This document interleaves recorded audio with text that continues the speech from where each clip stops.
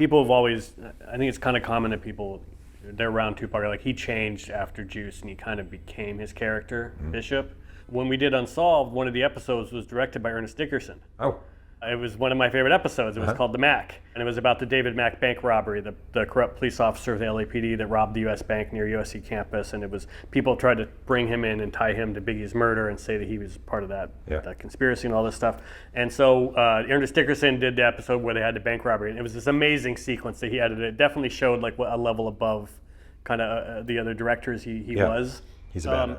But I had a great conversation with him one night. We were walking. We just happened to be leaving the soundstage together at Universal at the same time, and we shot that show on 2 sound stages.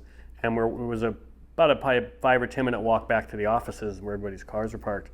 And so I had a conversation with him, and I mentioned Juice, and he goes, "Yeah." He said that he always felt, I think he said the word guilt. He always felt a little bit guilty about casting Tupac in that role, not because that Tupac kind of embodied the character a little too much, but because it was Tupac's big break. And he kind of felt like I'm kind of responsible for giving him that first taste of stardom that then led, maybe if I hadn't done that, and kind of implying maybe he would be alive today, basically. Or maybe he would not. I mean, that's a lot of degrees of... Of course. So many things. It's just like saying what would happen if he hadn't left Baltimore High School. There's a million decisions that were made along the way. The Mike Tyson fight was changed dates. If it had been an earlier date, he wouldn't have been able to go because he was filming gang-related. So, there's a lot of those. He wasn't even supposed to audition for Juice. He accompanied Money B from Digital Underground. He'd been reading lines with Tupac. So they go, Jackie Brown is the casting director. Money B goes in, reads for Omar Epps' character, I believe. Came out, told me later, I asked for his assessment. He goes, I'm a bad actor. Tupac, she sees Tupac sitting there. She says, who do you want to do? Who are you? Tupac Shakur. Who do you want to audition for? He'd been reading Bishop across from Money B in just running lines. He said, Bishop. He goes in. They are envisioning like a Jonathan Majors type physique, like a big guy. Tupac goes in. He looks nothing like Bishop in their mind. Blows her away. She basically asks Ernest Dickerson, Gerard Brown, the writer, come to do it for them. Do it for them. Does it again. Does it one more time for the producer. And they're basically like, can we offer to him now? And they offer it to him now, and he gets Juice. He's a kid, He's making, I think, $16,000 for this job. But he gets his own trailer. He gets an apartment in New York City while they're filming for the month or whatever. And I think personally, just from talking to people in the research, I think he baked everything he learned in Marin City into Tupac. So like Marin City, there was a moment in Marin City where he got his ass kicked in a rap battle. And he was really upset with himself, and he vanished for a bunch of days. And he spent all that time following around this kind of local tough guy, kingpin named Bobby Burton for days, just studying him, studying his mannerisms, what he does. He comes back after 4 or 5 days and he writes the song Days of a Criminal.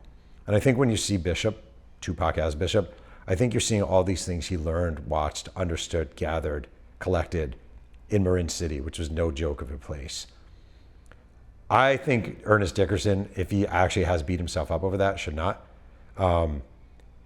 I think Tupac definitely liked the reception he was getting to Bishop. He definitely had some erratic moments there's one time when he and a friend beat up some guy who stole the jewelry out of his trailer. There's another time, some guy, he was hitting on some people could watch their filming and some woman's watching and Tupac's kind of hitting on her and her boyfriend shows up and, threatens him and Tupac doesn't back down. He's like, yeah, keep walking, that kind of thing. So I think he liked how it felt, but I don't think Tupac was consciously trying to be Bishop. I just think like the poet he was and like the writer he was and like the kid who worked at Round Table Pizza and like the kid who lived with the crack addict and like the kid who went to school, the art school, and he smelled like hyacinth and vanilla and like the kid who was the rapper. I just think he had a multifaceted personality. I don't think he was deliberately being deceptive. I really don't. I just think he was multifaceted, and I think he certainly liked that Bishop part of him. But do I think he decided consciously, I'm just going to be Bishop from here on out? I do not. He's like he was a sponge. He was a sponge. But if you think about it, I've been saying this to people lately. In a way, we all are. You might later be with your significant other, and you're not going to be the same way you are with me. You might go and order pizza at the place where you know the guy, and you're going to be like, hey, Johnny, blah, blah, blah, blah, blah. I have friends I talk trash with. I have my mom, who I certainly don't talk trash with. I go home, I raise my kids a certain way. we assign this to Tupac, but I think we all are this to a certain degree. Everybody code switches. 100%. We all do. We all do. I just think it's like, it's become a thing with Tupac. Oh, he really code switched. He did. So do I. Bad news. Right. Mm-hmm.